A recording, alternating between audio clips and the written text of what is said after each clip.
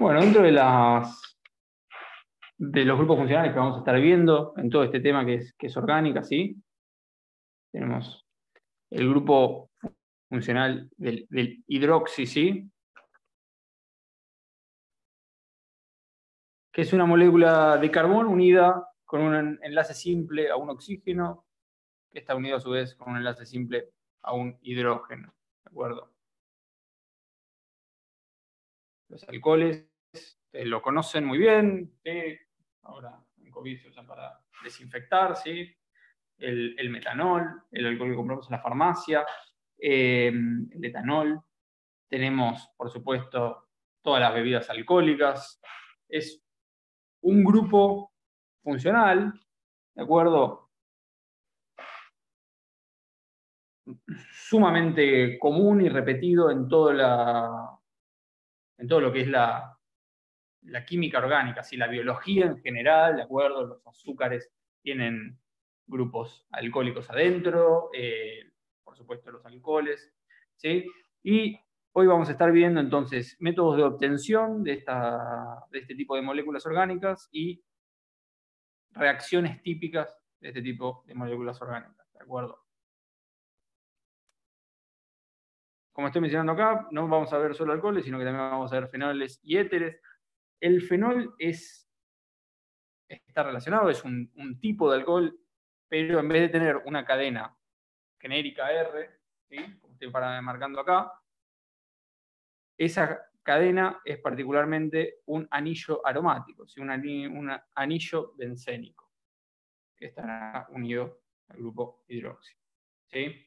Los éteres ya no tienen el grupo hidroxi, pero se pueden obtener a partir de alcoholes, por eso los damos todos juntos, ¿de acuerdo? Bueno, cosas que podemos mencionar de los alcoholes. A ver, disculpen un segundo. Estoy haciendo un mensaje. Ya está. Bueno, los alcoholes los vamos a, en primera instancia, categorizar, ¿sí? En primarios,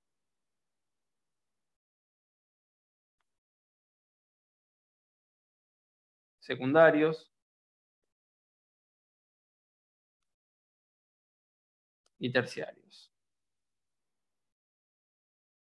Esta categorización tiene que ver con dónde está el grupo funcional dentro de la cadena, ¿sí? Si el grupo funcional está como en este ejemplo que yo puse acá, imaginémonos, no sé,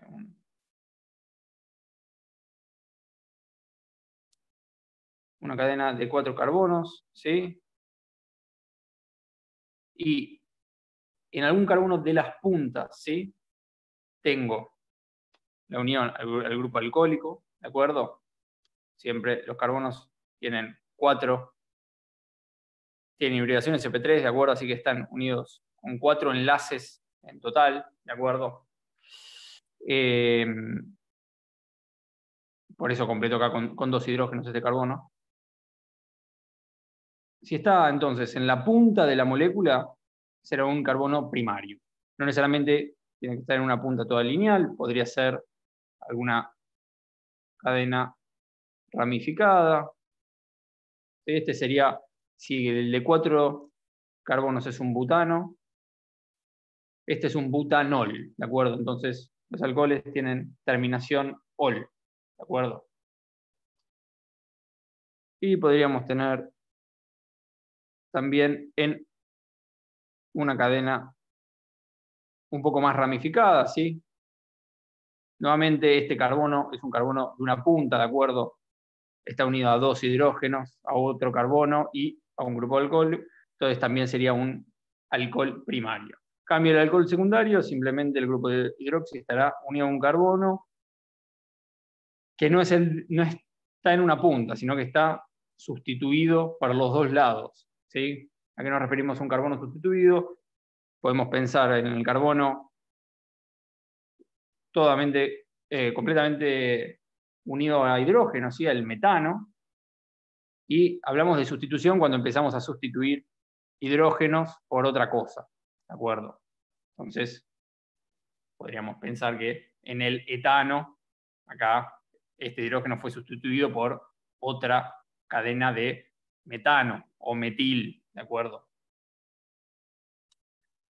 En el secundario, entonces, tenemos nuestro grupo hidroxi unido a un carbono ya sustituido. Entonces podría ser algún carbono de por el medio de la molécula, por ejemplo, este carbono, y acá tengo mi grupo hidroxi, será un carbono secundario. Carbono terciario sigue la misma lógica, solo que ahora es el grupo hidroxi unido, o el grupo alcohólico unido a un carbono doblemente sustituido, es decir, un carbono de por el medio, pero que para todos los demás lados está unido a otros carbonos. ¿Se entiende? Entonces, si el cuarto enlace que tiene este carbono es un grupo hidroxi, será un carbono terciario. ¿De acuerdo? Son formas de categorizar los alcoholes. Pero bueno, la descripción principal de los alcoholes es la presencia de este grupo, ¿no? Este grupo hace que los alcoholes tengan algunas propiedades físicas particulares, ¿no? Por empezar, fíjense que acá tienen un puente de hidrógeno, que se llama, ¿sí? Dentro de lo que son las fuerzas intermoleculares. En todos los temas de orgánica, sí vamos a estar analizando las fuerzas intermoleculares de los diferentes tipos de moléculas orgánicas con las que vamos a estar trabajando, ¿sí? Y las fuerzas intermoleculares nos explican los comportamientos de las macrosustancias, ¿de acuerdo? Entonces, yo tengo un alcohol y el alcohol, ¿cuál es su comportamiento de su macrosustancia? Ahí las cosas típicas que sabemos de las sustancias. Si a temperatura ambiente son líquidas, son sólidas, son gases, ¿de acuerdo? ¿Qué otras propiedades físicas podemos hablar? Y vamos a poder hablar, por ejemplo, de si es soluble en agua o no es soluble en agua, si es soluble en un solvente polar como el agua o en un solvente apolar o no polar, ¿de acuerdo? La densidad de esa sustancia, el punto de ebullición de esa sustancia, la presión de vapor de esa sustancia, ¿de acuerdo? Todo está relacionado a las fuerzas intermoleculares, ¿no? Las fuerzas intramoleculares, no las intermoleculares, las intramoleculares son estos enlaces, ¿no? El enlace covalente simple, el enlace covalente doble, son fuerzas que unen átomos desde por adentro de la molécula. Las fuerzas intermoleculares son fuerzas que unen moléculas entre sí. Entonces yo, por ejemplo, acá tengo esta cadena que, nombrémosla para ir practicando nomenclatura, ¿sí? Es la cadena más larga de carbonos, tiene 3, sería un propano, pero además acá tengo un grupo metil que está sustituyendo, entonces es un metil propano, pero además es un alcohol porque está sustituido la otra parte con un grupo alcohólico y por ende su terminación es ol, entonces este será un metil propanol, ¿de acuerdo? Perdón, un metil 2-propanol, ¿de acuerdo? Porque tengo que aclarar que el grupo funcional está en la posición 2, si cuento 1, 2, 3, mi cadena de propano, ¿de acuerdo? Esta molécula se encuentra con otra molécula de la misma sustancia, ¿no? Cuando yo veo este alcohol, lo veo todo junto, todas las moléculas juntas, y tendrá entonces otra molécula, ¿no? De la misma pinta. Y las fuerzas que ocurran entre estas dos sustancias que tanto se atraigan entre sí van a definir las propiedades físicas de la macrosustancia, ¿sí? Entonces, vamos a tener que a mayores fuerzas intermoleculares, y esto es general no solo para alcoholes, ¿no? Esto es general para todas las sustancias. Vamos a tener que a mayores fuerzas intermoleculares voy a tener una mayor densidad de mi sustancia, ¿no? La densidad era unidad de masa por unidad de volumen. Obviamente, si las fuerzas estas son muy fuertes, las moléculas estarán muy juntas y ocuparán más masa en menor cantidad de volumen. Tendré mayores temperaturas de ebullición. ¿Sí? La temperatura de ebullición me decía a qué temperatura tengo que yo subir ponerla a la sustancia para que pase de líquido a gas. Si las fuerzas intermoleculares son muy grandes, va a ser más difícil que esa molécula pase del estado líquido al estado gaseoso, que es un estado donde las moléculas están más separadas. Va a tener menor presión de vapor, que es un poco la inversa de esta lógica, ¿no? De la temperatura de ebullición, la presión de vapor era para un líquido o para un sólido, qué cantidad de gas está en equilibrio con ese líquido, o sea, cuál es la tendencia de ese líquido a liberar algunas pequeñas moléculas al estado gaseoso. Y bueno, mientras mayor son las fuerzas intermoleculares, ese líquido va a estar más cómodo estando cohesivo líquido y no va a alargar tantas moléculas hacia el estado gaseoso y por ende baja la presión de vapor. Esto es en general, como decíamos, ¿no? Ahora, en particular, las fuerzas intermoleculares, ¿cómo sé si son altas o si son bajas? ¿No? Entonces, me aparecen las fuerzas de London, me aparecen las fuerzas dipolo-dipolo, que ya seguramente lo estuvieron viendo con todo el tema del Ganos, y como un caso extremo de las dipolo-dipolo aparece el puente de hidrógeno, ¿sí? Las fuerzas de London, díganme, ¿no? Si hace falta que entre en cada una de estas, entiendo que no, pero hablando por arriba nada más, sin hacer toda la explicación, las fuerzas de London dependían del peso de la sustancia en cuanto al MR de la sustancia, a mucho MR, mucha fuerza de London, y además de depender del peso de la sustancia, no por el peso atómico en sí, sino porque el peso atómico está directamente relacionado a la cantidad de electrones que tiene un átomo, y por ende a la cantidad de electrones que tiene la molécula. Y las fuerzas de London dependen de la nube electrónica alrededor de mi molécula, ¿sí? Entonces, mientras yo tenga dentro de mi molécula átomos de mayor peso atómico y por ende el MR total de la molécula sea mayor, voy a tener mayor nube electrónica y por ende hay más probabilidades de que aparezcan desbalances en esta nube electrónica alrededor de mi molécula que hagan que se unan con otras moléculas del mismo tipo, ¿sí? Intermolecular.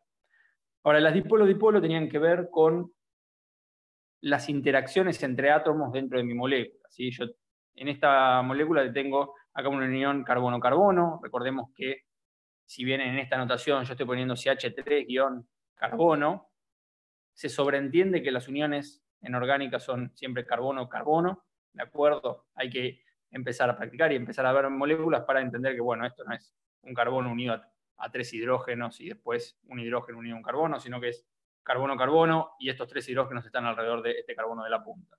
Entonces acá tengo una unión carbono-carbono, acá también, pero acá tengo una unión carbono-oxígeno, ¿de acuerdo?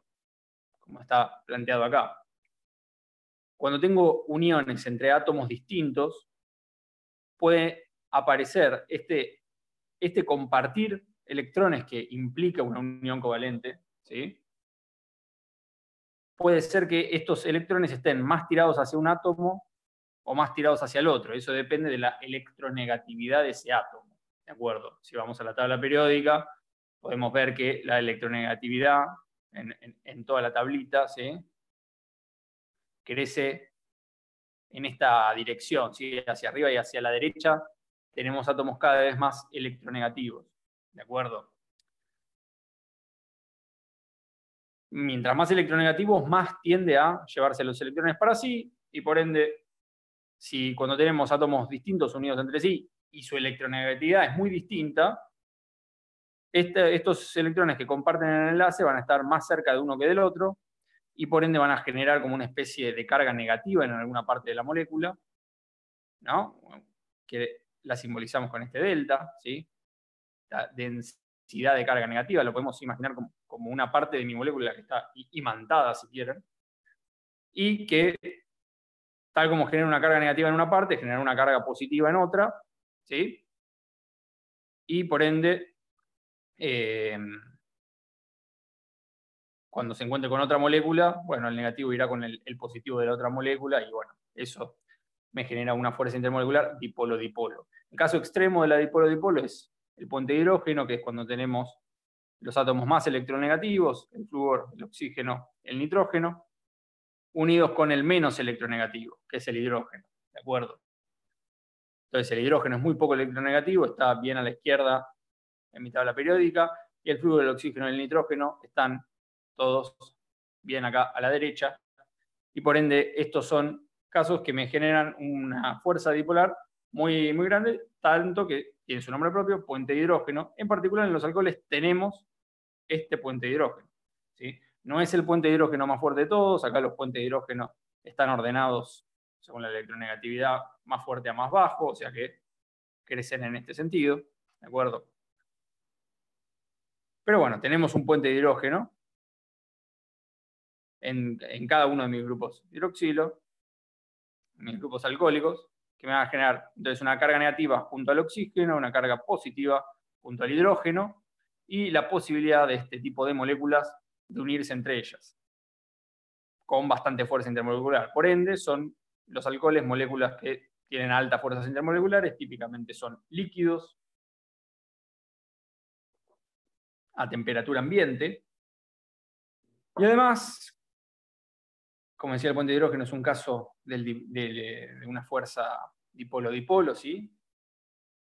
Son moléculas polares, aunque sea la parte de la molécula que está cercana al puente de hidrógeno, es una parte polar, que hablamos de polaridad, bueno, de esto que hablamos, ¿no?, acá, ¿no?, de esta diferencia de densidad negativa y positiva dentro de mi molécula. ¿De acuerdo? Acá podemos decir que hay una polaridad. ¿De acuerdo? Cuando tengo...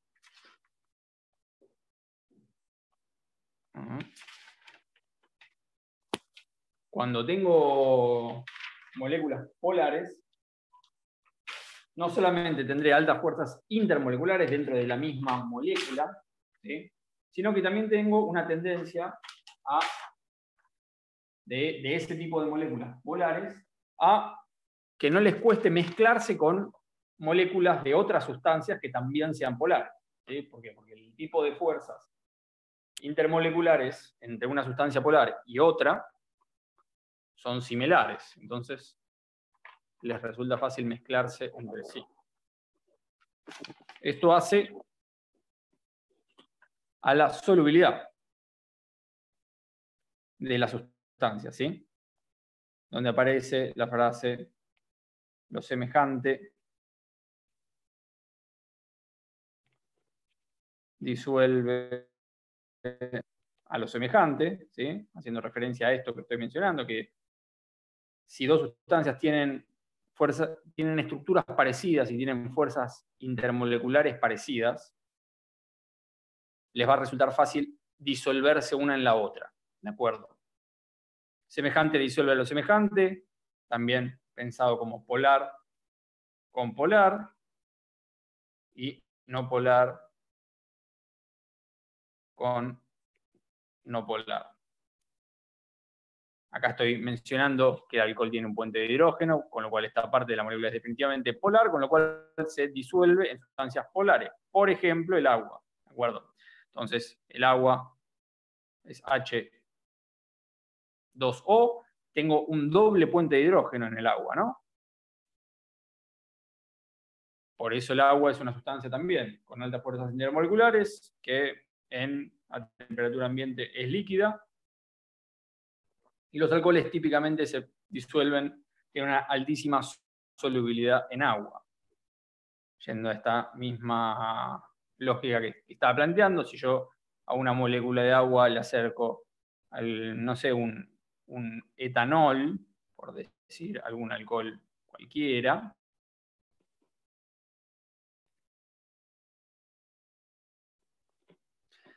en mi etanol tendré una densidad de carga negativa en el oxígeno, positiva en el hidrógeno, y entre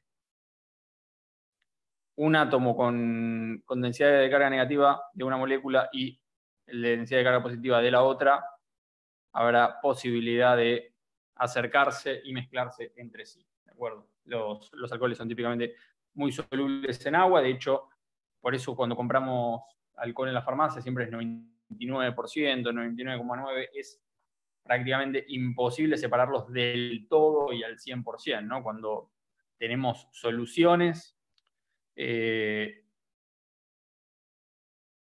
a veces es difícil separar lo que tenemos en solución, ¿no? Una forma de separarlo es bueno, si ya de por sí no tienen una tendencia muy grande a disolverse el uno y el otro, por ahí los dejo un tiempo, se van separando de a poco solos, pero los alcoholes y el agua tienen fuerzas intermoleculares muy similares y por ende eso no ocurre. Y además tienden a tener puntos de ebullición y presiones de vapor no tan distintas, que es otra forma, ¿no?, típica de tratar de separar cosas que tengo en solución, ¿no? Lo que conocemos siempre, ¿no?, como destilación, a llevar a una de las dos sustancias a su punto de ebullición y esperar que la otra no ebulla.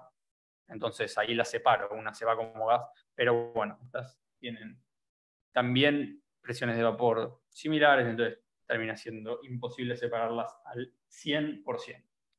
¿De acuerdo? Muy bien. ¿Qué más podemos mencionar de los alcoholes así de manera introductoria y antes de meternos en las reacciones?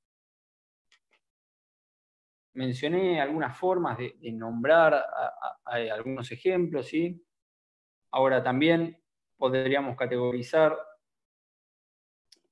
todas estas fueron las que mencionaste ahora, son alcoholes con un solo grupo funcional. Ahora, este grupo funcional podría estar repetido en esta parte de la molécula y en algún otro lado más. Esos son los dioles, ¿de acuerdo? En donde tendré, por ende, por ejemplo, el más común, el etilenglicol, ¿sí? Es un eteno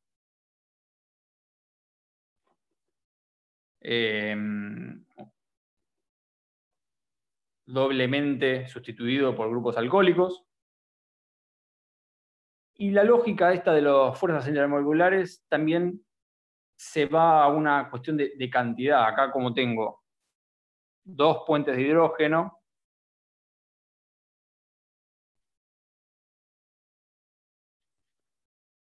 yo espero mayores fuerzas intermoleculares y por ende, como consecuencia, bueno, lo que veníamos diciendo antes, ¿no? Mayor densidad, mayor temperatura de ebullición, menor presión de vapor. ¿Qué?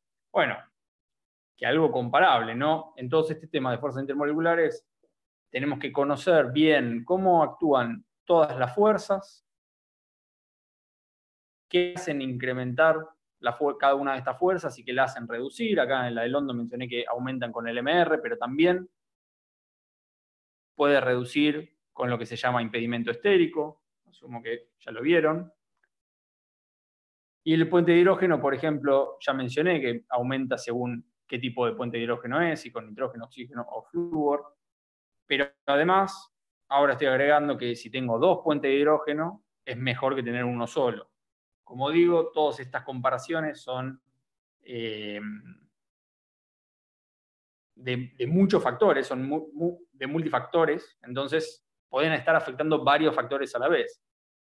Pero, en líneas generales, dos puentes de hidrógeno tendrán mayor fuerza intermolecular que una muy similar a esta que estoy planteando acá, que podría ser un etanol,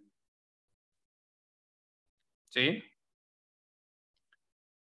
que tiene un solo puente de hidrógeno. Entonces esta tendrá mayores fuerzas intermoleculares porque tiene dos puentes de hidrógeno que esta otra. ¿De acuerdo? ¿Por qué la comparo con una muy similar? Porque al compararlo con una muy similar, y por un lado me estoy logrando que el MR de las dos sea muy similar. Entonces es como que ya no me preocupo cuál, digamos, es como que pongo fijo algunos otros factores y me va a resultar más fácil comparar y predecir cuál de las dos sustancias va a tener mayor porcentaje molecular, mayor densidad, mayor temperatura de ebullición. También cuál va a ser más soluble en agua. ¿De acuerdo? Como esta tiene también dos puentes de hidrógeno, más fácil le va a ser disolverse en una sustancia polar como el agua. ¿Se entiende hasta acá? ¿Alguna duda?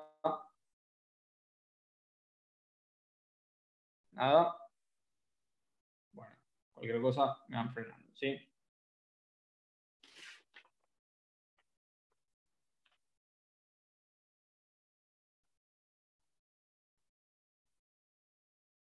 Muy bien. Hablemos ahora un poco de métodos de obtención. En todo esto de orgánica, a ver. Un segundo.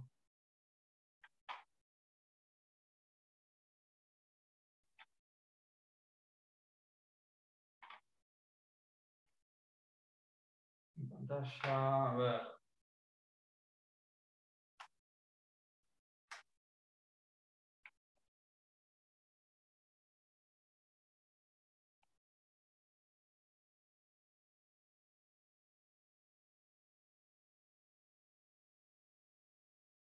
Pueden ver que hay un montón de estos gráficos. ¿Sí? Acá estoy buscando Organic Chemistry Reactions Chart, ¿sí? Gráfico de reacciones de química orgánica. Vamos a estar viendo, a ver si logro andar esto. Vamos a estar viendo un montón de grupos funcionales, ¿de acuerdo? Ya empezaron a ver alcanos y alcanos hormónica, hoy estamos viendo alcoholes, y entre todos estos grupos funcionales siempre cada uno tiene métodos de obtención y reacción. Dentro de este gráfico pueden ver, por ejemplo, los alcoholes tienen varias flechas que les salen y algunas flechas que no, y todas están relacionadas unas con la otra. Entonces, cuando veamos métodos de obtención de alcohol, vamos a estar viendo las flechas que entran, por ejemplo, de un aloalcano se puede obtener un alcohol, ¿sí? Alquenos podemos obtener alcohol, de aldehídos podemos obtener alcoholes, de cetonas podemos obtener alcoholes, y viceversa. Vamos a ver pues, reacciones típicas de los alcoholes que desde un alcohol me permiten obtener una acetona, un ácido carboxílico, etc. También vamos a estar viendo y repitiendo con los diferentes grupos funcionales. Cuando yo mencione el método de obtención del alcohol a partir de aldehído, ¿sí? O a partir de alquenos, bueno, también va a ser una reacción típica de alquenos hacia alcoholes. ¿De acuerdo? Lo vamos a ver de los dos lados, porque en todo este tema hay que aprenderse un montón de reacciones clásicas y muy comunes de los laboratorios de orgánica. Así que va a venir también bien un poco la repetición. Búsquense estos gráficos, traten de que sea de alguna fuente más o menos confiable. Es uno, me parece bastante completo, bastante bueno. No están, por supuesto, el 100% de las reacciones posibles, pero hay varias de las que vamos a ver. Pueden ver, además, en los colores de la flecha, y esto por ahí les va a servir una vez que terminemos de dar todos los temas y que ustedes encaren también la lectura por su cuenta del Bailey, ¿sí? O del Hart, alguno de esos dos libros recomendados. También les va a permitir ordenar un poco todo este mundo de reacciones, o tenerlo aunque sea de ayuda a memoria. Cosa que podemos ver en este tipo de gráficos es los colores de la flecha me hablan del tipo de reacción, ¿sí? Ven que hay reacciones de adición, de sustitución, que ya estuvieron viendo, ¿no? Que significan oxidación, reducción. Hasta ahora estuvieron viendo todas las moléculas que no tenían el átomo oxígeno. Las moléculas que, como los alcoholes que lo tienen, o los aldehídos, las cetonas, los éteres, los ácidos carboxílicos, también las llamamos moléculas oxigenadas, típicamente.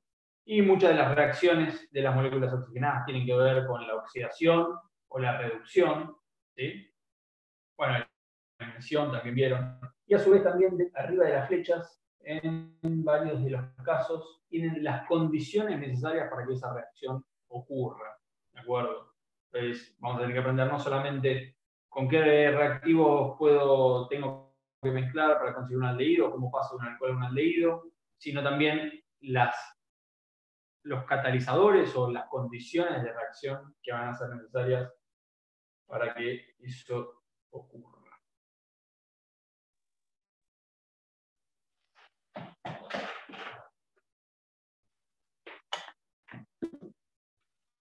Entonces, dentro de métodos de obtención de alcoholes,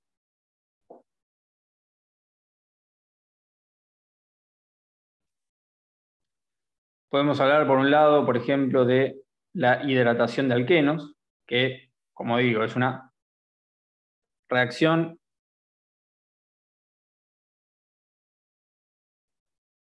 típica de alquenos, ¿sí? Que lo van a ver cuando entren un poco más en el universo de alquenos. Un alqueno es aquella molécula, ¿no? Con un doble enlace en alguna parte de la molécula orgánica. ¿Sí? Acá con R estoy simbolizando una cadena de hidrocarburos, ¿sí? Una cadena de carbonos genérica, no importa cuál. Lo que importa de esto es que en alguna parte de esa cadena hay dos carbonos unidos entre sí con un doble enlace, por eso son alquenos. ¿Sí? Y hidratación de un alqueno me habla de que a esto lo voy a unir con agua, ¿de acuerdo? Y esto se cataliza con ácido, normalmente ácido sulfúrico, y lo que logro es una adición al doble enlace, ¿sí? Siempre que tenga un doble o un triple enlace, es un posible centro de ataque, es decir, es un posible lugar, son lugares más reactivos en las moléculas, ¿se entiende? Yo tengo toda mi molécula y la molécula es una estructura estable, ¿de acuerdo? No tiende a reaccionar porque sí, porque por algo es una materia que yo la puedo ver y decir, ok, esto no está reaccionando constantemente, es algo estable. Ahora, la estabilidad es un concepto que es todo un espectro, ¿no? En ese sentido me refiero a que va a haber sustancias más estables que otras, es decir, sustancias que me cueste más hacerlas reaccionar que otras. Las que vieron hasta ahora, los alcanos, son sustancias típicamente muy estables, que es difícil hacerlas reaccionar, por eso tengo que atacarlas con luz ultravioleta o con peróxidos ¿sí? O con radicales libres. Ahora, hay otros tipos de sustancias, como los alquenos, por ejemplo, que empiezan a tener lo que llamamos centros de ataque. En general, si hay un doble o un triple enlace, esos son típicamente centros de ataque. También cualquier punto de mi molécula donde tenga una polaridad alta, como puede ser en un puente de hidrógeno, pero también puede ser en cualquier otro tipo de unión dentro de mi molécula donde haya átomos de muy diferente electronegatividad. También son posibles centros de ataque. Son puntos donde la estabilidad es un poco menor, ¿sí? Justamente por esta, yo aunque sea lo veo por esta situación de imantado, ¿sí? De carga negativa, de carga positiva, no es tan difícil meterse en esa parte de la molécula, ¿sí? Y hacerla moverse, ¿sí? Quitarle los electrones o cambiarle un átomo por otro, o directamente quitarle un átomo. Cuando tengo un doble enlace, ¿sí? Y volviendo al concepto de que el carbono está unido siempre a 4 enlaces, ¿sí? Por eso yo acá estoy seguro que este carbono está unido a un solo hidrógeno. ¿Por qué? Porque tengo acá un enlace, acá 2, 3, y le queda un enlace, tiene que estar unido a un único hidrógeno. ¿De acuerdo? Cuando tengo un doble o un triple enlace, yo puedo romper este doble enlace y adicionar en esa molécula. Y eso es lo que denominamos una reacción de adición. Entonces este doble enlace lo rompo y lo convierto en un triple enlace, como que robo uno de esos dos enlaces, y manteniendo los mismos dos hidrógenos que tenía esto, ¿no? Y ahora esto seguía unido, ¿no? Hasta otra R', a estos dos carbonos, ahora ambos, como le quité el doble enlace que tenían entre sí, lo dejé por un simple, ambos les falta un enlace a una cosa. ¿Estamos de acuerdo? Tienen 1, 2, 3, bueno, le falta el 4, ya está, es simétrica, le pasa lo mismo. En ese caso, bueno, estamos hablando de una adición, porque simplemente no estamos quitando ningún átomo de esta molécula original, lo que estamos quitando es un doble enlace, y adicionamos, en este caso, agua, dividida así en oxidilo y protón, ¿de acuerdo? Y bueno, no tenemos ningún otro compuesto. Esta es una reacción típica de alquenos y además obtengo un alcohol, ¿no? Acá tengo un grupo alcohólico, por ende un alcohol.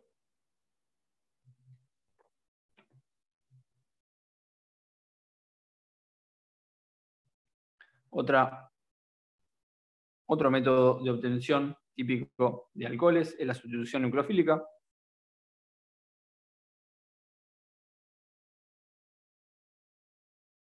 En halogenuros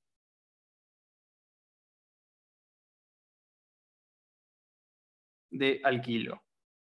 Fíjense que empiezan a aparecer un montón de formas de mencionar moléculas que se tienen que empezar a hacer la cabeza, a conocerlas, a que les suenen, a leerlas. Sí, halogenuro de alquilo. Alquilo, bueno, parece, ¿no? Alquilo una casa, pero refiere a una cadena de alcano, viene alquilo, ¿sí? Entonces, es algún tipo de alcano. Y acá me dice, es como si fuese halogenuro de alcano, sería otra forma de mencionar lo mismo, ¿de acuerdo? ¿Qué es halogenuro? Bueno, halogenuro le sonará la palabra halógeno, ¿sí? Hay átomos. También, arriba a la derecha de mi tabla periódica, perdón, a la derecha de mi tabla periódica, no arriba, hay una columna de átomos, ¿sí? Que son todos los halógenos de la tabla periódica. ¿De acuerdo? Entonces, los halogenuros de alquilo serán moléculas del tipo un alcano, ¿sí? Acá lo estoy simbolizando con una cadena R cualquiera, que en algún punto está sustituido un carbono o un hidrógeno, ¿sí? Hay un carbono que está directamente unido a alguno de estos halogenuros, alguno de estos halógenos, ¿sí? Que típicamente también hablamos de estos cuatro y decimos, bueno, cualquiera de estos cuatro podría ser una X, lo mencionamos como RX, ¿sí? Y donde RX refiere que puede ser un cloruro de alcano, un fluoruro de alcano, un yoduro, un bromuro, ¿sí? Entonces podríamos hablar de bromuro de etilo, ¿de acuerdo? Y ahí se entiende, etilo refiere a la molécula de etano y será entonces un bromuro de etilo de esta pinta. ¿De acuerdo? Nuevamente, formas de notación, por simpleza acá estoy poniendo carbono, hidrógeno 2, pero en realidad esto es un hidrógeno de cada lado, ¿sí? Bromuro de etilo. En la sustitución nucleofílica, ¿de acuerdo? ¿Qué pasamos a tener? Pasamos a tener un nucleófilo. El nucleófilo es alguna composición, alguna estructura química que típicamente tiene un par de electrones disponible y por ende desea encontrar un núcleo para compartir ese par de electrones. ¿De acuerdo? Por eso nucleofílico, porque busca un núcleo. Entonces, por ejemplo, si tenemos no sé, un cloropropano,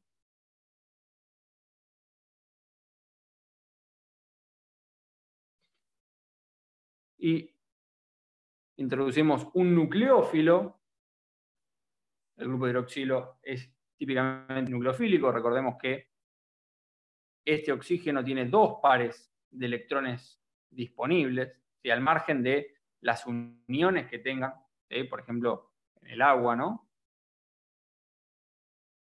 Igual, al margen de estas dos uniones, estos dos puentes de hidrógeno, uniones de tipo puente de hidrógeno que hace en el agua, también hay en el oxígeno dos pares de electrones sin aparear, ¿de acuerdo?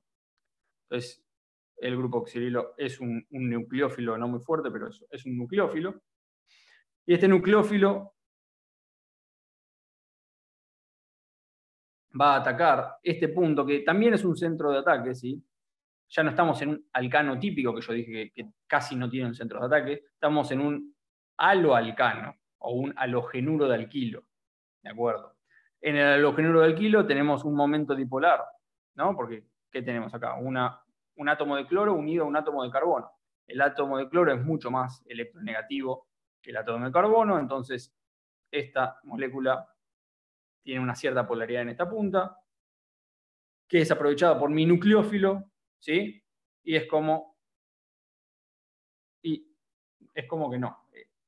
Hago una sustitución, fíjense, en el caso anterior hacíamos una adición, porque teníamos un doble enlace y lo rompíamos. Acá no tenemos un doble enlace, hay un simple enlace, entonces la única forma de hacer reaccionar esto es sustituir un átomo por otro. En este caso se sustituye el cloro por mi grupo oxidilo y por ende obtengo un propanol.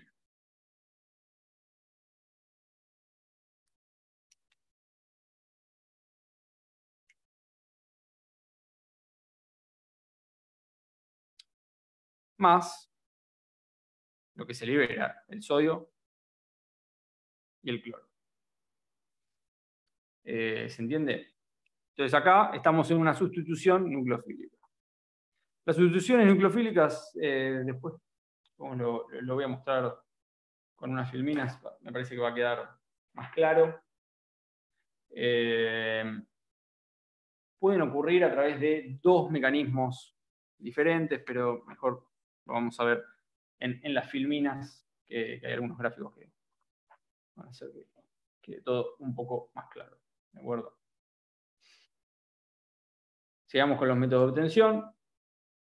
Algunos los mencioné cuando mostré el gráfico. Hablé de oxidación y hablé de reducción. ¿Sí? Reducción de aldehídos o cetonas. Para esto hablemos un poco de qué es el grado de oxidación, ya que estamos hablando de compuestos oxigenados dentro de lo que es orgánica.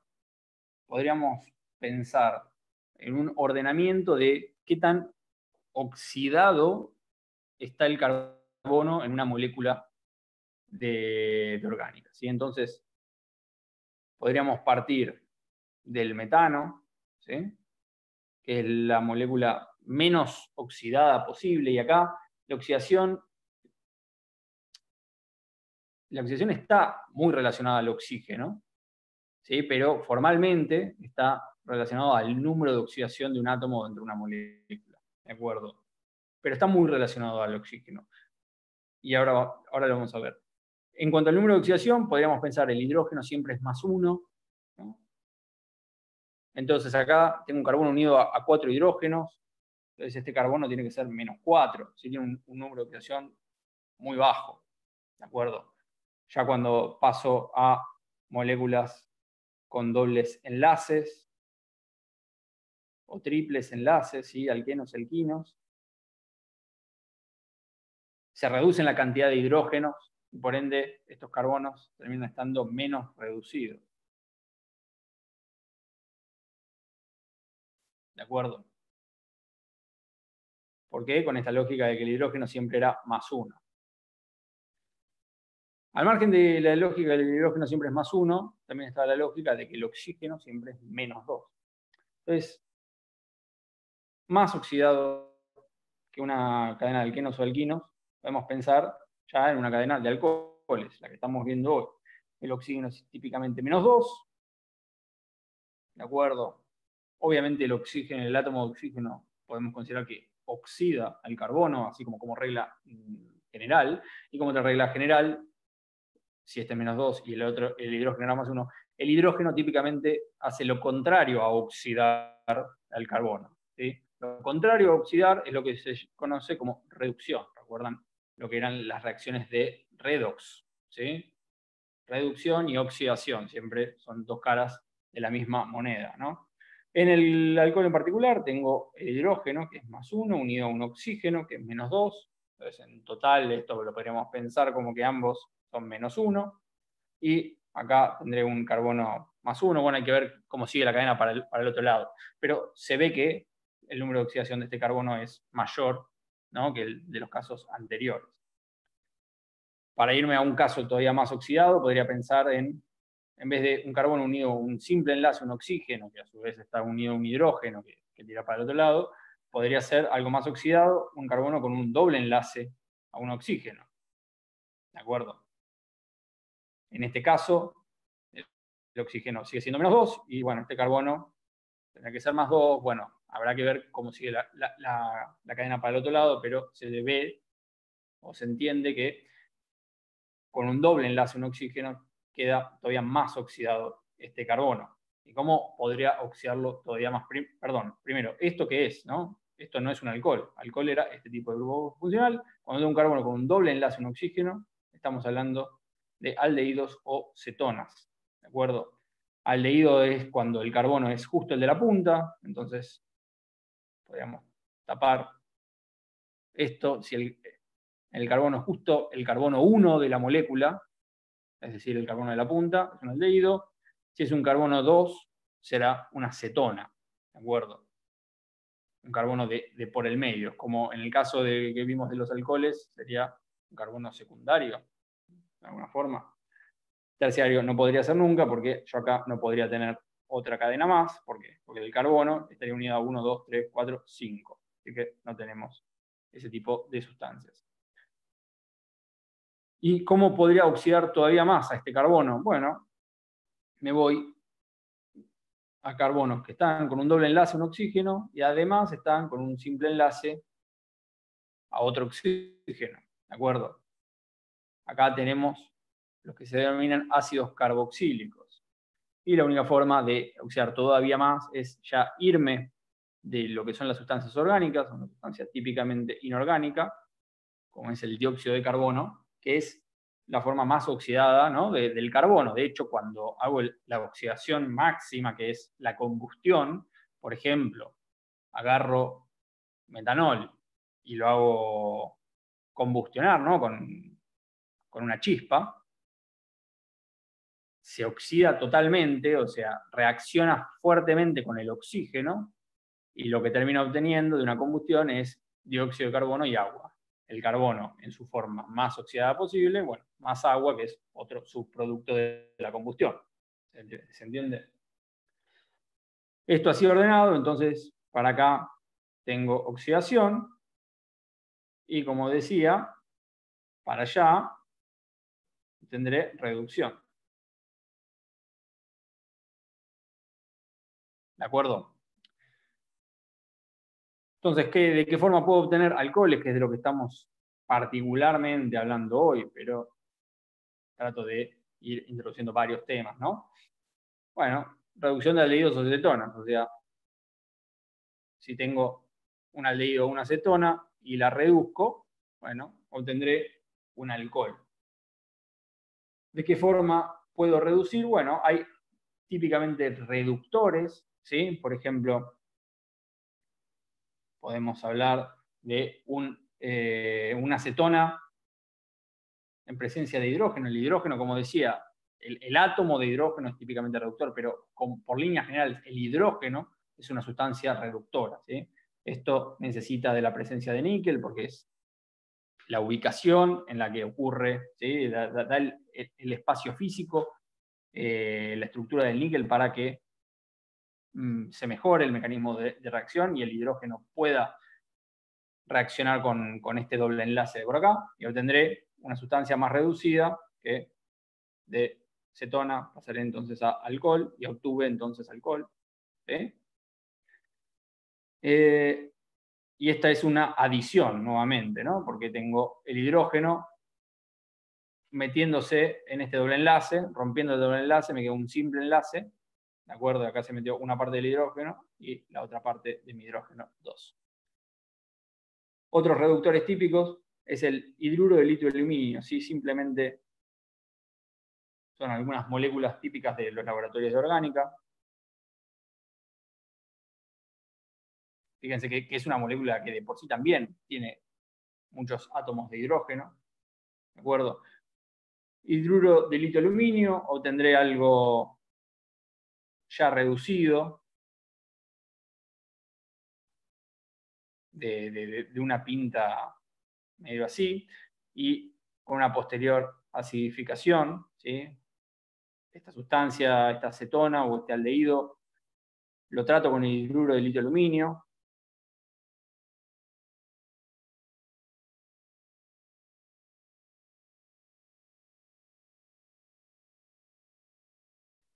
Obtengo un subproducto que no es el alcohol perfecto que yo quería obtener, pero retiro el producto que obtuve, lo trato ahora en una solución ácida y voy a lograr reemplazar esta parte, voy a atacar esta parte que es una unión iónica poco estable y obtener un alcohol, que era lo que quería obtener. ¿De acuerdo? También cuando vean aromáticos, va a aparecer el método de obtención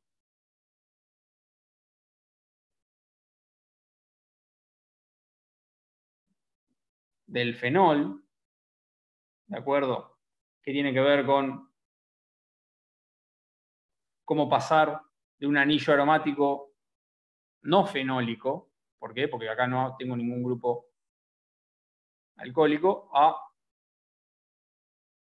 uno que sí lo tenga y por ende se llama fenol, ¿no? Y bueno, lo van a ver más en detalle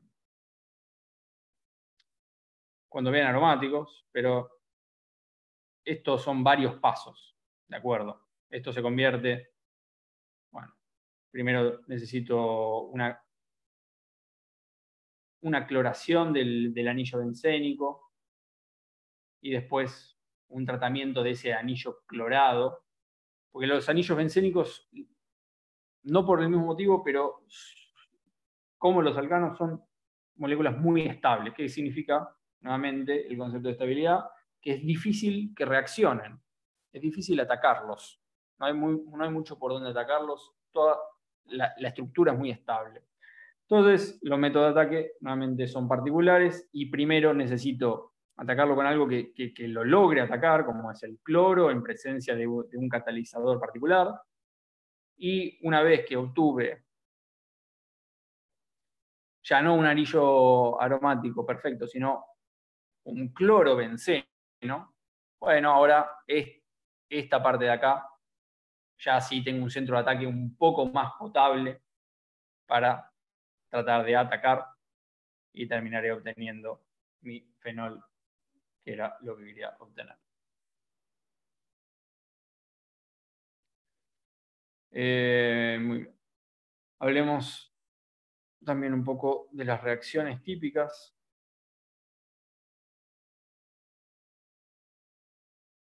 de alcoholes.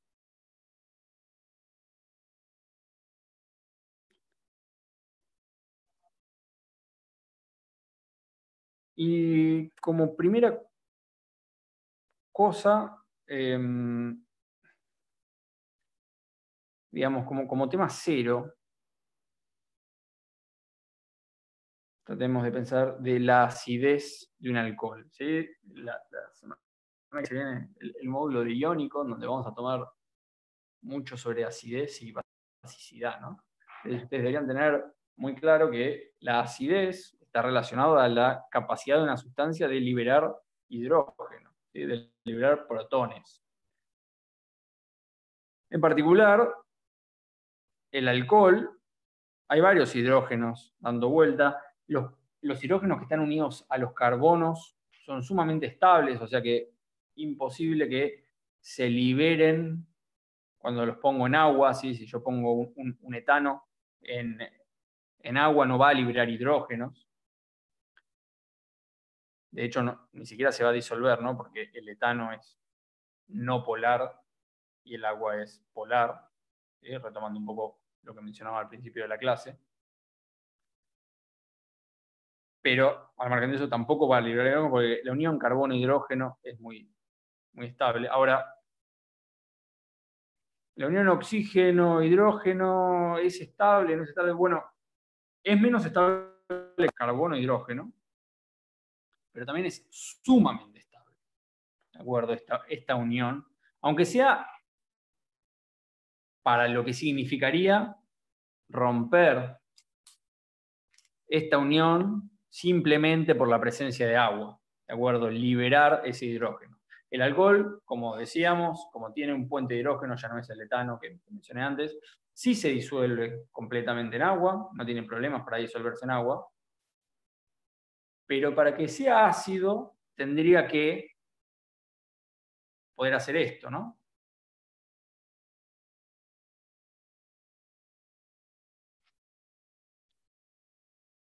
Pero esto, si bien por ahí ocurre un chiquitésimo de nada,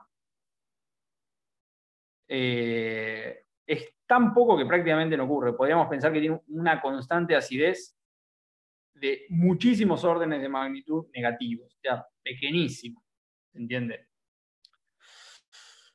Entonces, ¿qué forma tengo yo para medir esta acidez? Bueno, por supuesto, tirar el alcohol en agua y tratar de medirle el pH. Otra forma, supongan que yo hago eso y me da un pH igual a 7. Ahora yo puedo dudar de qué tan preciso es mi medidor de pH. Digo, quizá no tiene los suficientes ceros. Si estoy hablando de una constante de acidez muy, muy pequeña, bueno, es difícil encontrar si la acidez bajó de 7 a 6,99999. Entonces, otra forma de tratar de medir la acidez de una sustancia es, bueno, sabemos que ácido más base me tiene que dar sal más agua. Entonces, si yo trato a mi sustancia con una base fuerte y reacciona, también puedo pensar que hay una cierta acidez, hay una cierta tendencia de mi sustancia a, bueno, ante la presencia de una base fuerte, es decir, de muchos oxidrilos, bueno, quizás esta ruptura la voy a lograr hacer, voy a obtener el agua, ¿sí? Eso es lo que llamamos neutralización, más, bueno, una sal. Muchas veces las sales son sustancias veces poco solubles que además me permiten verlo. En particular, los alcoholes típicos, si yo los trato con una base fuerte, no hay reacción. Nuevamente, esto me habla. No, yo por eso le puse acá 0, ¿no? Porque empecé hablando de reacciones de alcoholes y la primera que menciono es una que no hay reacción. Pero también empezamos a hablar de otra propiedad física que no mencioné antes, que es la acidez de las sustancias, que también está relacionado a la estructura de las moléculas. Entonces, con los alcoholes típicos no tengo reacción. En particular, si el alcohol no es tan típico y en vez de ser un alcohol es un fenol,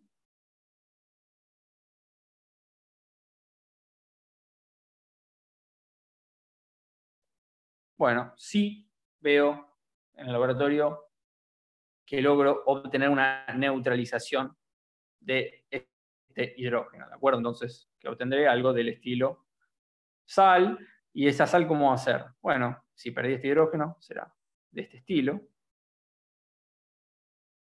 ¿Se ve?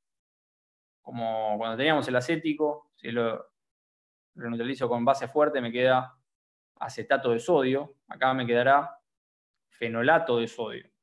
¿Se entiende? Y con hacer una neutralización también obtendré agua. Esto me muestra que el fenol es más ácido que el alcohol común. ¿De acuerdo? Cuando veamos aromáticos vamos a meternos más en el tema de por qué es más ácido, ¿de acuerdo? Y tiene que ver con que lo que tiene que pasar para que esto ocurra, ¿no? Es, bueno, justamente que el fenol sea capaz de liberar un hidrógeno, digamos. Parto de un fenol y tengo que en algún momento intermedio de por acá obtener esto, ¿no? Después vendrá el oxidrilo a juntarse con este protono, antes o después, pero esto tiene que pasar en el medio en algún momento. Para que esto pase, bueno, si pasa es porque esto no es tan inestable, ¿de acuerdo? Esta molécula aparentemente ocurre, porque lo vemos que ocurre en el laboratorio. Y empezamos a analizar que, de alguna forma, el anillo aromático estabiliza, que ya de por sí, como decía antes, cuando está solo, ¿sí? Es una molécula sumamente estable. A su vez, esta otra molécula o este ion, que seguro es mucho más inestable que este, ¿no? Este sí le va a gustar reaccionar, pero es más estable que si proviniese de un alcohol común. ¿De acuerdo?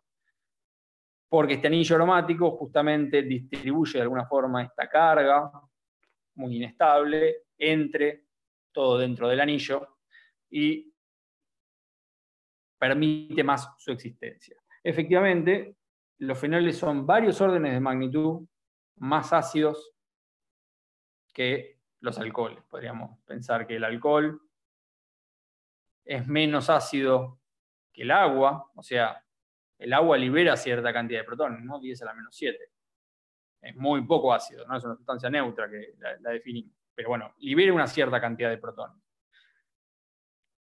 El agua es menos ácido que el fenol es un poco ácido, ligeramente ácido, y obviamente vamos a ver también otras sustancias todavía más ácidas, ¿sí? Como por ejemplo los ácidos carboxílicos. Antes los mencioné por nombre.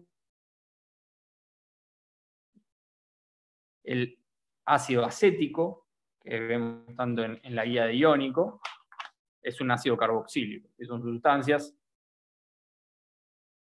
menos ácidas muchas veces que un ácido fuerte como el clorhídrico, inorgánico, pero dentro de las que son las sustancias orgánicas son sustancias muy ácidas. ¿De qué depende la acidez? Bueno, dependen de la capacidad de estabilizar el ion una vez que libera ese protón. Y la capacidad de estabilizar el ion, bueno, ya vamos a ver, como decía, cuando veamos aromáticos, de todas las cosas de las que puede depender, ¿de acuerdo? Una de ellas es si lo que me queda acá es un anillo aromático. Además, también vamos a ver diferentes tipos de anillos aromáticos que pueden estabilizar más o menos al ion y, bueno, no solo anillos aromáticos, sino otro tipo de moléculas que también pueden llegar a estabilizar más o menos al ion y por ende hacerme más o menos ácida a mi sustancia. ¿De acuerdo?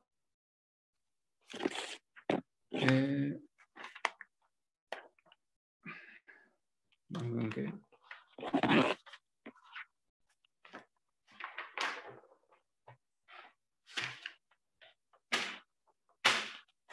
Volver. Okay. Si no está...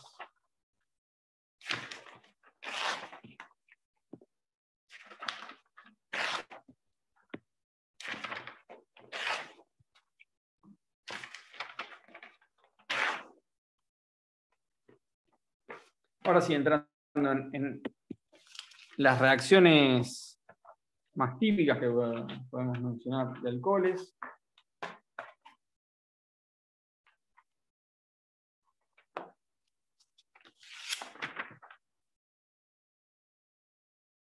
Podemos pensar, por un lado, tenemos la reacción con metal alcalino,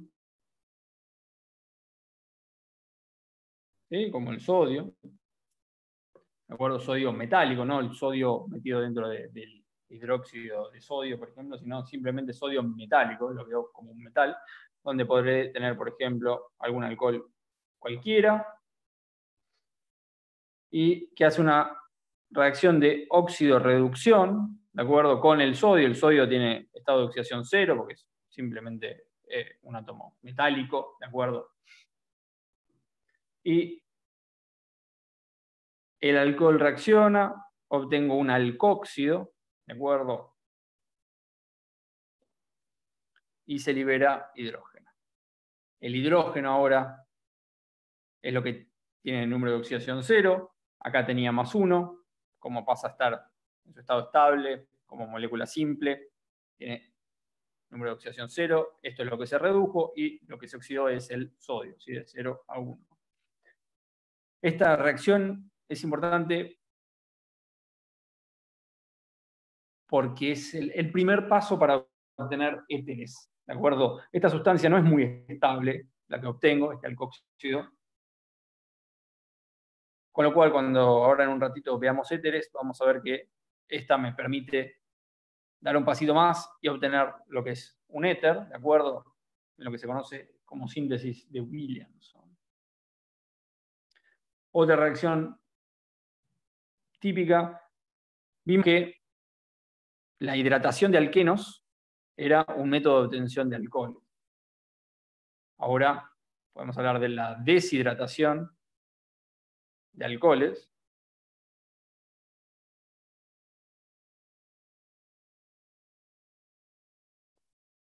Lógicamente, me permite obtener alquenos. Entonces, también lo van a ver como un método posible de obtención de alquenos.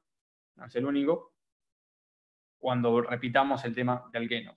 Y es similar pero contrario. Las diferencias son las condiciones de reacción, ¿de acuerdo?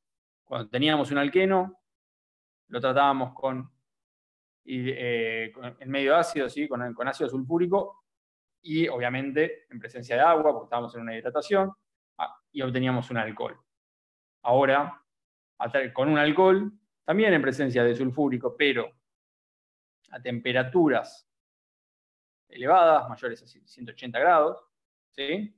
Acá tengo algún alcohol posible, y va a ocurrir el proceso inverso, ¿sí? Antes, cuando tenía la hidratación, yo rompía un doble enlace y adicionaba, por un lado, oxidrilos y por el otro lado, protón, ¿sí? Las dos partes del agua. En la deshidratación, voy a eliminar estas dos partes y voy a generar un doble enlace. Por ende, generaré mi alqueno. ¿Se entiende? Y liberaré agua. Por eso deshidratación. Es como que estoy quitando agua de adentro de mi molécula. ¿Se entiende? Y la diferencia entre uno y el otro es simplemente la temperatura de reacción. De la misma forma, también hablamos de sustitución nucleofílica. Para obtener alcoholes, también los alcoholes pueden, a su vez, seguir reaccionando a través de otras sustituciones nucleofílicas.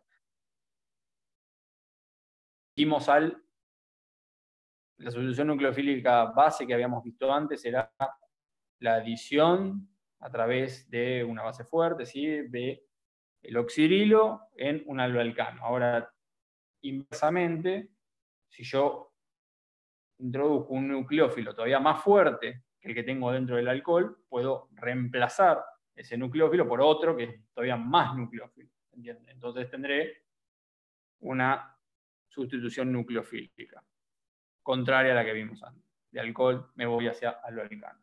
¿De acuerdo? Y, por ejemplo,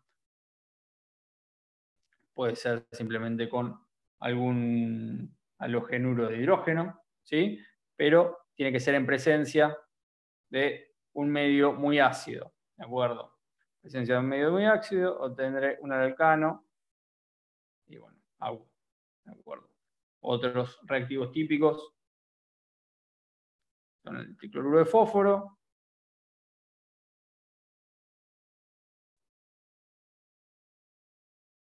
y el más interesante, el cloruro de tiosilo, donde obtengo nuevamente un alcano y sustancias, el dióxido de azufre y el clorhídrico, ambos gaseosos, ¿sí? Con lo que de esta reacción de alcoholes, como obtengo tres tipos de sustancias, pero dos son gaseosas, ya logré fácilmente separar mi mezcla de productos. En todo lo que es orgánica, en el laboratorio, en el reactor, en la fábrica, estas reacciones que nosotros planteamos son muchas veces muy analíticas y parecen como muy simples, ¿no? Como que mezclo dos reactivos y obtengo dos productos, obtengo un producto. Pero si lo analizamos desde otro punto de vista, también tenemos que empezar a pensar, bueno, acá ya estoy teniendo tres productos, pero si lo que yo quiero obtener es uno, es cómo los voy a separar, ¿no? Antes mencioné algo de esto cuando empecé a hablar de lo que era solubilidad, ¿de acuerdo? Cómo separo dos cosas que están disueltas entre sí. Si obtengo los dos productos en mi reactor, bueno, probablemente están disueltos entre sí. Y no solo eso, también vimos equilibrio, vimos que muchas de estas reacciones van y vuelven. Entonces, probablemente también estén mezcladas con mis reactivos. ¿Se entiende? ¿Cómo hago para separar? Bueno, en esta reacción en particular, como 2 de mis reactivos son gaseosos, simplemente los puedo burbujearlos y sacarlos, porque ya están en otra fase, y obtener fácilmente mi aloalcano, se entiende, de manera bastante más rápida. Seguramente lo voy a tener que separar del alcohol, el aloalcano, ¿de acuerdo? Y bueno, depende de las sustancias, por ahí va a ser más fácil o más difícil, ¿de acuerdo? El alcohol es una sustancia muy polar, el aloalcano tiene cierta polaridad, pero no es tanta, así que quizás no me va a resultar tan difícil separarlos entre sí, porque no son tan miscibles, es decir, solubles el uno en otro, ¿de acuerdo? Siendo un poco adelante y para terminar un poco con este tema, vimos como método de obtención de alcoholes la reducción de alcoholes en esa línea que iba de sustancias más reducidas a más oxidadas. Decíamos, bueno, de acá para acá reduzco el acetona en alcohol. Obviamente podemos pensar el proceso inverso, ¿sí? De acá para acá me iba con hidrógeno gaseoso o me iba con hidruro de litio aluminio, y de acá para acá me iré con algún oxidante. El oxidante más típico que podemos pensar es el oxígeno, pero no es algo tan utilizado dentro de lo que son las experiencias de laboratorio de orgánica. Se utilizan oxidantes más controlados. Entonces, una reacción típica de los alcoholes puede ser la oxidación, donde tendré mi alcohol y obtendré a través de un oxidante una acetona, un aldehído. O quizá, si sigo oxidando, obtendré un ácido carboxílico. ¿Estamos de acuerdo? Acá, primero planteemos qué son los oxidantes, ¿sí? Bueno, tal como teníamos el hidruro de litio de aluminio, como oxidantes me aparecen dos categorías: oxidantes fuertes, permanganato de potasio, ¿sí? Dicromato de potasio, óxido de cromo, y aparecen algunas sustancias con su nombre propio, oxidantes fuertes, como el PCC. Hasta ahora no hice la diferenciación de qué es un oxidante fuerte o un oxidante débil, pero tiene que ver con cuántos pasos, cuánto oxido yo a este carbono, si salto un solo paso o si salto 2 pasos. Lógicamente, la lógica detrás de esto es, si yo tengo un alcohol y lo oxido con un oxidante fuerte, quizá lo hago pasar directamente, o sea, el reactivo que ya obtengo es un ácido carboxílico. Esto, además de depender de la sustancia, como estoy planteando acá, también depende de la temperatura y la concentración. ¿De acuerdo? Eso suena lógico.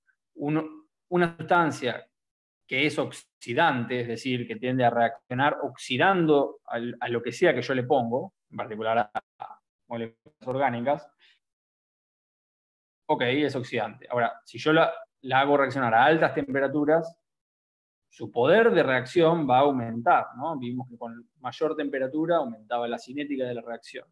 A su vez, si pongo esa misma sustancia, que es un oxidante fuerte, pero pongo una bajísima concentración de esa sustancia, y bueno, ¿cuánto poder oxidante tendré? ¿Entiende? Muy poquito. Ahora, lo contrario, si lo pongo altamente concentrado, tendrá mayor poder oxidante. Obviamente, si pongo una nada de permanganato de potasio a bajísima temperatura y lo comparo contra un PCC a altas temperaturas y a alta concentración, probablemente el PCC tenga más poder oxidante que la nada de permanganato de potasio. Entonces, bueno, otros factores que pueden afectar en esto de la fuerza de oxidación, que tiene que ver entonces la fuerza de oxidación con cuántos pasos voy a saltar.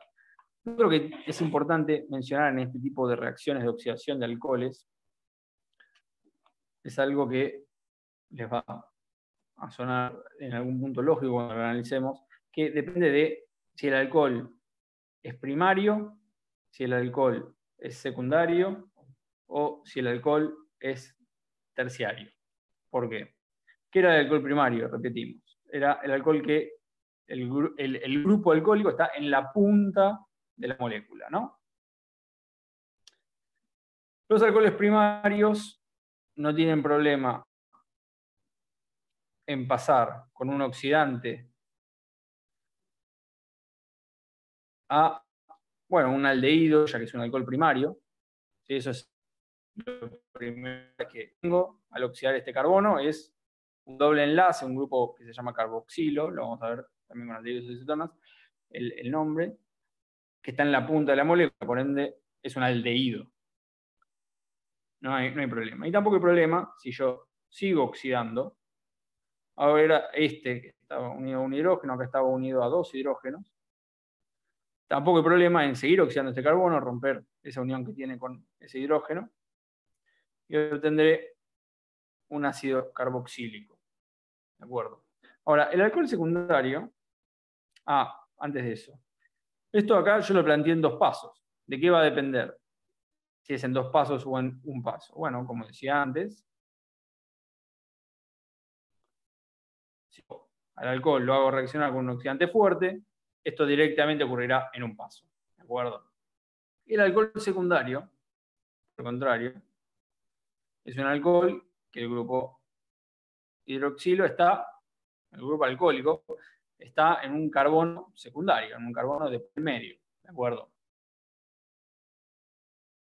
Yo si esto lo oxido con un oxidante débil o con un oxidante fuerte, bueno, este primer paso podrá ocurrir. Pierdo este hidrógeno, perdón, ahí, y paso a tener este carbono, este grupo carboxilo, ¿sí? Ahora, primera diferencia, ahora obtuve una cetona, ¿no? Porque este carbono era secundario, estaba por el medio, ahora obtuve un carboxilo por el medio, por ende es lo que se conoce como una cetona. La única diferencia entre aldehídos y cetonas en la estructura, ¿no? La primera diferencia, no la única, la primera diferencia. Después tienen diferencias de reactividad, ¿no? Pero ¿qué pasa? Si yo quiero seguir oxidando esto, fíjense que este carbono ya tiene los 4 enlaces que vengo mencionando. O sea que la única forma de agregarle a este carbono otra unión a un simple oxígeno, a un simple enlace con un oxígeno, ¿sí? Sería romper la molécula. Por acá o por acá.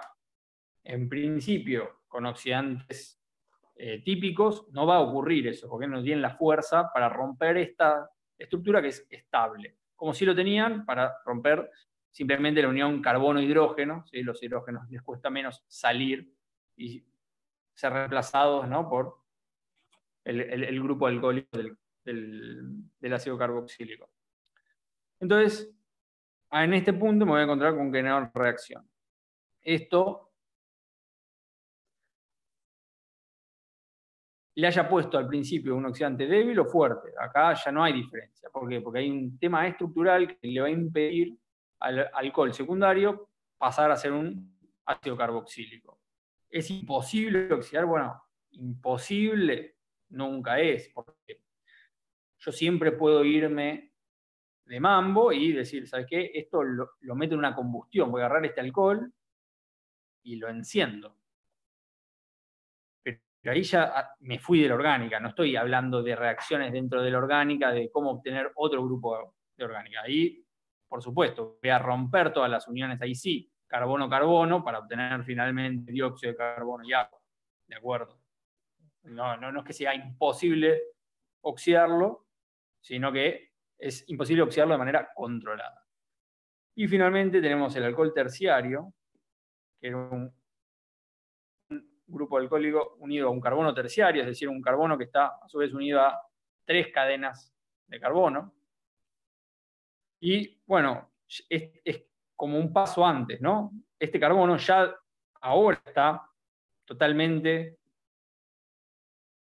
digamos, con sus 4 enlaces posibles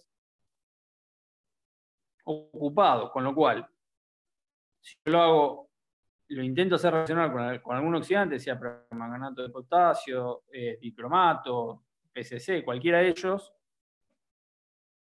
no voy a ver reacción. ¿Se entiende? Bueno, y con esto terminamos con las reacciones de alcoholes. No llegué al tema de éteres, pero bueno, lo vemos rápidamente la próxima. Igual de éteres es una corta. Bueno, si tienen alguna duda, me quedo para que consulten. Efectivamente, en el chat está bien que se han puesto el balón. No lo puso, póngalo por favor. Bueno, buenas noches. ¿Sí? Estoy para si quiera hacer alguna consulta y si no, cortamos.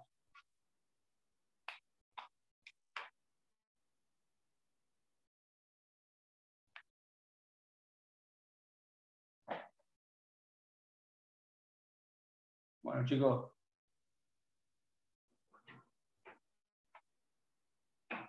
Gracias por la atención. Aprovechen el foro para hacer consultas de iónico, ¿sí? Fuerzas que ya estamos cerca del final. Nos vemos la próxima.